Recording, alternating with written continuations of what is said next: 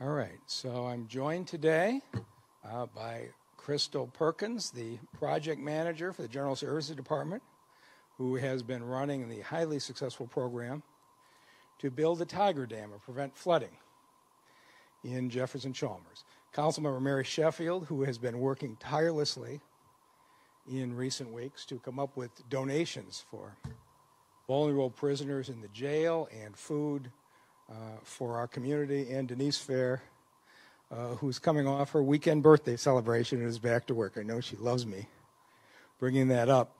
Let me start with our numbers. We've lost 1,344 Detroiters. Only one of those deaths was yesterday. And again, I will take you through the numbers to see what we're doing. Are we going down from week to week? And again, as you can see, from 255 deaths 5 weeks ago to 169 to 100 to 71 to 42 2 weeks ago, 21 the last 7 days, and at least as of now, last Friday, we still don't have any deaths reported. We're never 100% sure the way some of this reporting filters through. But everything we're doing is continuing to work. A week ago, we extended the fairgrounds testing to every single resident of the city of Detroit. What I'm going to show you now will give you a sense of why I think I've been about the luckiest mayor in the country. There are few places where the citizens have embraced social distancing and masks like the city of Detroit. And so we've now done, we're upwards of 40,000 tests we've done, but I can see every day exactly what's happening. And every day we know what percentage of the people test positive and where they're from. When we started out, we were running testing positive 40 to 50%, everybody who came to the fairgrounds. Back then, we were only testing people with symptoms who had prescriptions. But if you look at basically late April through the first week of May, and about 12% of Detroiters were testing positive, and about 8% of suburbanites who came through the fairgrounds. But an interesting thing has happened, and you see it driving around this city. Detroiters have embraced the distancing. And what we have seen for the last 2 weeks is the rate of infection of Detroiters is now less than that of suburbanites. And so right now what we have is this: about 4% of Detroiters the last 2 weeks who have come through the fairgrounds have tested positive. What I believe that means is, as you go about the city, about 1 in 25 people in this city still have coronavirus today. Now, if you get in a group of 25 with no masks, it won't be 1 in 25. It'll be 5 in 25 or 10 in 25. That's how we got here in the first place. It's about 1 in 20 suburbanites in Wayne, Oakland, and Macomb County. But this will give you a sense of how deep the commitment has been. And if you just drive around the city and drive around the suburbs, you will see with your own eyes Detroiters have embraced distancing and masks at a way that reflects the value that we place on our neighbors' lives.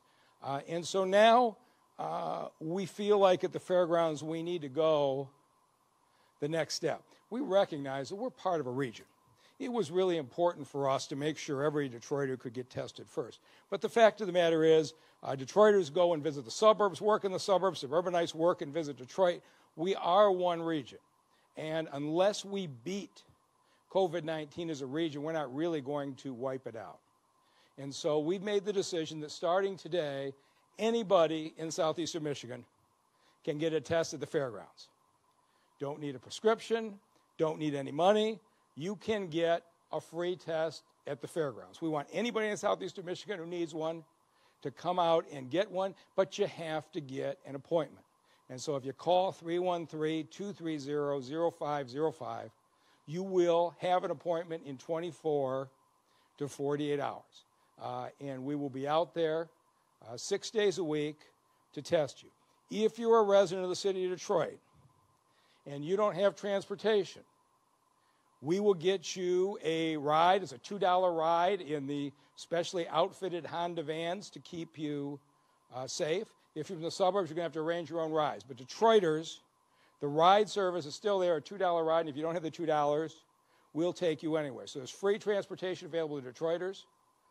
Suburbanites have to have their own ride, but as of now, the fairgrounds is open to anybody. There is no reason that anybody in southeastern Michigan, whether you have symptoms or not, and I'm going to keep saying this, most of the people with COVID-19 today probably do not have symptoms. It's been spreading because it is spreading from people who don't know they have it. It's why these masks are so important. It's why this national debate is so silly. If you have any regard for your family and your neighbors, you should be wearing a mask. It's to protect them, even if you think that you are healthy. And so I'm glad that we have progressed to the point where we can do that at the fairgrounds, and we can handle 1,200 tests a day. I'm confident we can handle everybody that is scheduled. Normally, at this briefing, I stick pretty much to COVID-19, but there's another disease in this country that's been with us a lot longer than the coronavirus.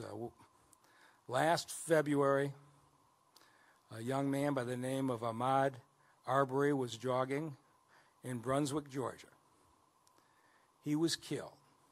And for 3 months, the Georgia police and Georgia prosecutors did nothing about it until a video surfaced that forced them to. And that video showed that Mr. Arbery was murdered.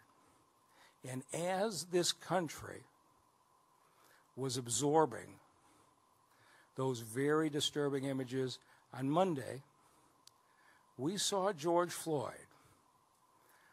a man in Minneapolis who they said was suspected of being a forager. And we watched the life be choked out of him by a police officer who continued to put his knee on his neck, even when the people around said, "You're choking him." And the claim that the police had made that he said resisted arrest, if you saw the video that was released today from the nearby store, cast serious doubt on whether he put up any resistance at all.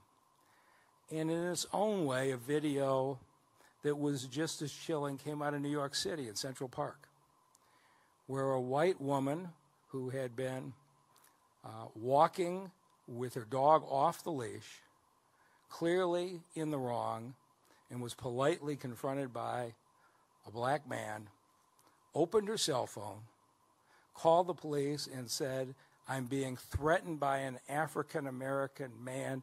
Please send the police." And she did it in full confidence that because she was a white woman, even though she was lying, that she expected when the police showed up, they would believe her over a black man. If these stories don't break your heart, you're not human. And for anybody who thinks there is not a racial problem in this country, think about the way black men are being treated in these very different parts of the country, Midwest to South to New York. In one case, we watched a man have the life choked out of him by a police officer who was acting with complete indifference to Mr. Floyd's humanity. In another case, the police and prosecutor knew full well what happened and had no intention of charging the white men responsible for gunning Ahmaud Arbery down on a basis that they said he was trespassing. They had no intention of charging. And in one of the most diverse cities in the country, New York, a white woman had no doubt she was going to be believed by the police department over the man who she knew was black. These are issues that we struggle with here in Detroit as well as every other place in the country, and Chief Craig and I spent a lot of long conversations the last few days. He would be here right now, but he's on a large call with a number of young people that he committed to talk about these issues himself. But he's been talking about the fact that when he became a Detroit police officer in 1977 in a largely white department, his first week on the job with a senior white cop, and he was so excited to be sworn in. As a police officer gets in the car and the cop says to him, "Don't talk, don't touch the radio. I don't want you here." Since 1977, Chief Craig has been fighting discrimination in law enforcement. He's really devoted his life to it. And when this last incident occurred, he made sure the video in Minneapolis was circulated all through the department as more training to try to prevent this. And we had a terrible incident in January last year in the 6th precinct where a woman's car was towed and she walked home in the freezing cold, and the officer was so insensitive. Not only did he make just vile racial comments, but he didn't think there was anything wrong with posting them on social media. And the chief went in and restructured everything in that area. It is an ongoing fight. And I said to him, if there's one thing that we could do to be helpful, he said, the same thing you see everywhere in the country. The more that a police department is staffed by people who come from the community, who reflect the community, the fewer of these incidents you have. We're going to be hiring 300 police officers in this city over the next year. And we got folks out here now who may have been furloughed from your job or laid off for your job, who maybe hadn't been thinking about the police department as a career. But if there's something in your heart that says you think you were meant to help people and that you see everybody as having value, no matter who they are, we're hiring now. And so if you go to joindetroitblue.org, we'd like to see a department that continues to get built from this community. But I just wanted today the Arbery family and the Floyd family to know that we may be a long way away, but the heart of everyone in the city of Detroit is with them right now.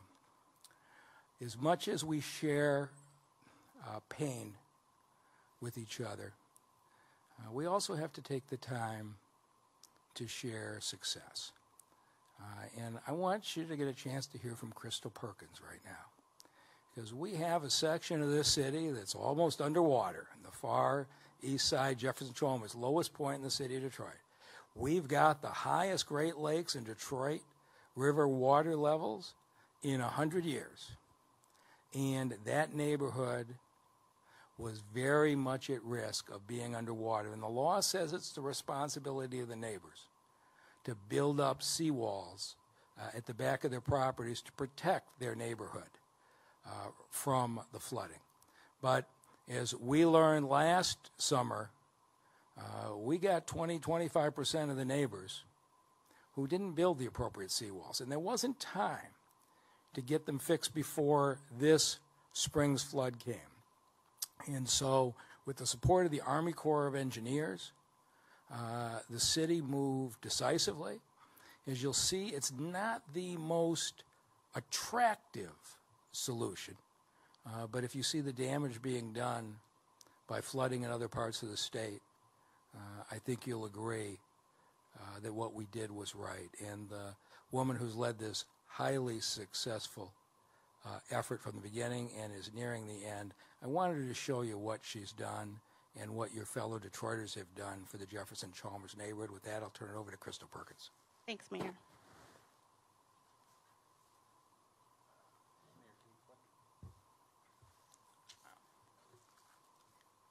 So last year in the Jefferson Chalmers area, we experienced record level flooding. The streets were covered. The city vehicle I drive is a F-350, and the waters were halfway up above the tire on the street of Ashland. So last year, we experienced record level flooding. The NOAA, the National Oceanic Authority, has projected the levels to be even higher this year. And so far this year, we've already seen 8 inches higher in Lake St. Clair than we did in June of last year. Last year, what we did was, along with volunteers from the city of Detroit and the metro area, GSD workers, we filled in place over 400,000 sandbags.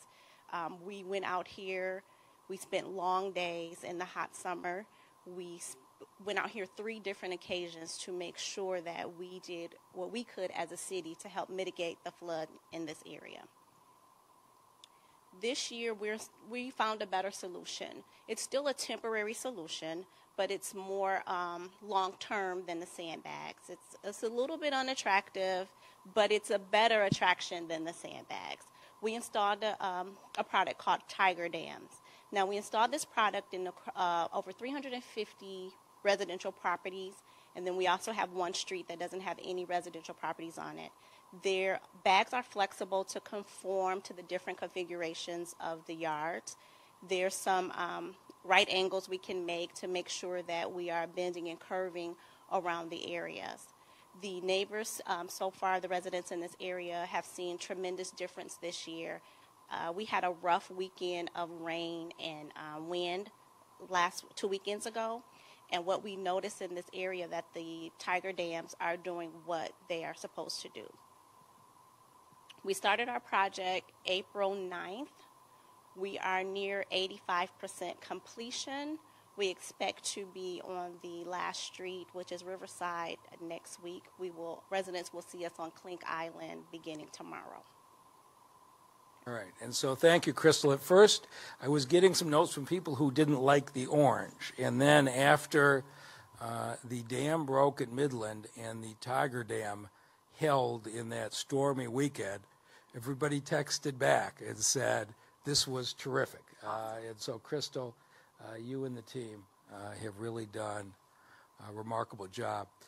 The way we have had to deal with a once-in-a-century pandemic is everybody's had to pitch in. And we've had enormous support from members of Detroit City Council, all of whom have in their own ways contributed. But Mary Sheffield has been relentless in going out and seeking donations. She used to work for the Wayne County Sheriff and had a particular interest in making sure the prisoners and the sheriff's deputies were safe. And she's been making sure that people in this community don't go without food. And she wanted to be here today to thank the donors that she's lined up that have helped so many Detroiters. Councilmember Sheffield. Thank you. Thank you, Mr. Mayor. And good afternoon, everyone. I know this is my first time being here, so I want to first start off by just sending my condolences to every single resident here in the city of Detroit that has been impacted by COVID-19. I think oftentimes we report numbers and we see the data, but we forget that these are our community members. And for me, it did hit home when my father was impacted by this virus. In fact, many of my relatives have been impacted by COVID-19. And so I want to just send my heart and my prayers and condolences to anyone who has been directly impacted by COVID-19. And even in the midst of what we are deeming a crisis, I do believe that there is hope. There is positivity, and there is good things that are coming out of COVID-19. And so as I travel throughout the city of Detroit, I do sometimes see, people who have low spirits, who are, battling mental health, who are, taking this in a very hard way. And so I just want to be a sign of hope to let people know to keep your head up high. We are getting through this together, and I cannot be more proud of the individuals throughout the city of Detroit that I continue to interact with, particularly our first responders, our essential workers, who when I'm in and out of the grocery store, they're asking me, are you okay? Are you safe? Be safe, when in fact we should be telling them to be safe, and we thank them for their service. So I want to also just thank our essential services, our frontline workers who are working in and out every single day to keep us safe, and just to lift them up and say thank you for what they're doing throughout the city of Detroit. I wanted to report on an effort that my office kicked off, which is called Masks for Inmates. We all know that since GM started manufacturing the mask here in Detroit, they've been providing them to the city for quite some time. But we wanted to request a donation specifically for the most vulnerable in Detroit, and that is our inmates throughout the Wayne County Jail. And so we want to thank GM for the partnership. We were able to donate over 7,000 masks to the inmates at all 3 jails. That is the Dickerson facility in Wayne County 1 and 2. We donated over 6,200 gloves and also over 200 face shields for the staff throughout the Wayne County Jail. And this, again, is not to slight or to say they did not have the PPE needed. We just wanted to make sure that they had adequate amount and that they had a sufficient supply just in case they needed extra masks and gloves and PPE. So, again, we would like to thank GM for that effort. And then lastly, we all know that our senior homes have been hit really hard. My district represents the most senior buildings throughout the city of Detroit. And so as we were in and out of the senior buildings, we oftentimes would hear how the seniors did not want to come out for food. And so we kicked off a program that we're actually launching today. And every single week, we're going to identify at least anywhere between 4 to 8 senior buildings. We will be pulling up in a U-Haul truck, and we will be dropping off fresh produce and also frozen meals to our seniors. Hopefully, we'll have anywhere between 200 to 300 boxes per senior building to allow our seniors the comfort of not having to go out if they don't have to. And so I just think it's important that we protect that population as well. They've been hit pretty hard. They are the most vulnerable in the city, and so we are excited to partner with DABO and other organizations to provide meals to our seniors. And we're also encouraging senior buildings to please contact my office if you would like to be put in the queue if there is a need in your building. Our office number is 313-224-4505, and we plan to get to every single building throughout the city of Detroit. Lastly, Mr. Mayor, I do want to thank your leadership. I want to thank the leadership of our Director Fair and really everyone. I had the opportunity to go to the testing site, and I can say it was very professionally ran. I went one day and didn't feel like I needed to come back because everything was taken care of. And so what we're doing here in Detroit, I think, really sets the tone. I was on a national call with members, elected officials from all over the country, and I was able to see and compare what we're doing on the ground here to other cities. And I can say that I am quite proud of the leadership that we have here in Detroit responding to COVID-19. And before I close, I did want to touch on both George Floyd and Ahmaud Arbery and echo the sentiments of our mayor, but also say that not only do I think it's important that we hire police force that represents the community, but we also want justice. I think most of us are tired of seeing this. We know that this is going on for quite some time. We want justice. And I'm just going to say that again, we want justice. And I commend every single organization that continues to effort around this issue. It has been ongoing in our community for far too long. It must end. And I'm going to end again by saying we want justice. Thank you, Mr. Mayor, for having me today. Thank you. And you're absolutely right. This country needs justice. Councilmember, you're doing a great job, and thank you. Before I turn it over to Denise Fair to give you the statistics, this is the first time we've been here since we lost Fred Westbrook, and it's a reminder that even though the number of deaths have diminished, every one leaves a hole. But Fred Westbrook was the president of the Bus Drivers Union, who brought that union through bankruptcy, fought for them every step of the way, preserved the bus driver's job. I worked with him the first 4 or 5 years, and he had retired and did not get the opportunity to enjoy his retirement the way that he deserved as a result of this terrible disease. And I want the Westbrook family to know that the city of Detroit family is with you, and I know you're planning a funeral as soon as the governor lifts the limits, and if I don't put you over the limit, I will be there. And with that, I'll turn it over to Denise Fair. Thank you, Mayor. So today we are reporting 10,902 COVID cases and 1,349 deaths from this virus. Now, while our week-to-week data is continuing in the right direction, we must continue to take precautions to protect ourselves against COVID-19. We are continuing to protect our most vulnerable citizens, our seniors. So we are now visiting senior apartments. We've now tested over 2,300 seniors in 36 facilities to date. and the infection rates continue to remain low, now at only 1%. So today we're going to go to 6 senior apartments, and those include Freedom Place Tower, River Towers, Teresa Maxis, University Meadows, and Village of Bethany Manor. So we are scheduling another 30 facilities between now and next Friday. And so if you look on your screen, you'll see that we are going to visit several more, and I'm going to read these. That includes Eden Manor, Evangelical Manor, Friendship Meadows, Garden View Estates. Let me get that slide back up. And if not, that's fine. Garden View Estates on Van Buren, Robert Holmes Teamster Housing, Jennings Senior Living, Camper Stevens, Sheridan Place 1 and 2, Woodbridge Senior Village, including Selden and Tower, Across the Park Apartments, Medical Center Village Senior, Orchestra Place, Philip Simmons, Gateshead Crossing, Oak Village Square Apartments, 8330 on the River, Riverbend Towers, Bellamere Apartment Homes, Forest Park Place, Orchestra Towers, and also Warren West Apartments. So we will be at those apartments over the next week and a half. Now switching gears to nursing homes. So recall that we tested 26 facilities, including about 2,000 nursing home residents in about 10 days. The infection rate was 24%.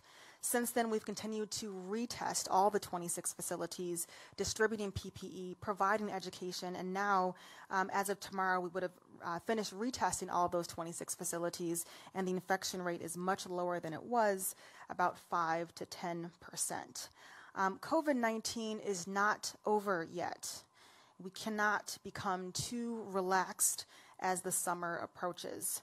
We've all heard the stories, and we've seen pictures of large parties and similar gatherings in other cities, which led to spikes in the number of COVID-19 cases. And I do not believe that we want to go backwards on the progress that we've already made in slowing the spread of this virus. So let's continue to be vigilant, and let's commit ourselves and encourage those who we care for, no matter what the weather is, to wear a mask, to wash our hands, to practice social distancing. This is pivotal. And even if you are at the workplace, it's really important to continue these precautions. COVID-19 is real. And we have to deal with the fact that this is our new reality. So let's do what we have to do to stay and remain healthy. And so with that, I'll turn it over to the mayor. So one last thing before we take questions, and I just want to thank Elisa Malil, Charity Dean, and the entire team that has run the PPE operation for the business startups. So we opened up for new businesses, or for businesses we're going to reopen on Tuesday. We opened up from 9 to 12 on Memorial Day morning. I didn't know who was going to show up. I went and showed up. 600 businesses came through and picked up their supplies Monday morning, so they'll open on Tuesday. Another 1,100 yesterday, and another 1,000 today. We're going to have 2,000 businesses, almost all of them small businesses across this community, open. And that's going to mean people going back to work. And I believe we are not that far away for seeing some type of limited restaurant opening. All of that depends on what Denise Fair just said, continuing to honor this. When I see groups of 25 and 30 people gathering outside of parties, stores, and gas stations, which we're starting to see a little bit of, if that continues to happen, this virus is going to spike back up, and the governor is going to shut us back down. And so as these businesses reopen, it is all the more important that everyone continue to honor the requirements to wear the masks and keep your distance, and we can start to get people back to work. And with that, we'll take questions. Mr. Mayor, how would you rate the federal response to the coronavirus pandemic here in Detroit and in the state? And how do you think that the citizens of Detroit rate the federal response? Well, I take it by agency. I don't see the federal government as a unifying thing. The FDA has been terrific. Dr. Steve Hahn has been enormously helpful in getting our test kits into the country, in getting the Abbott testing sets that we need. Dr. Redfield at the Center for Disease Control embedded a staff of 4 people with the Detroit Health Department. We led the nation in response to getting every single patient in nursing homes tested, and the CDC was a full participant. On the other hand, national messages that are divisive in telling you not to wear masks are enormously damaging. And so with some agencies of the federal government, we've been extremely well supported. I think in other ways, the federal government has not been helpful.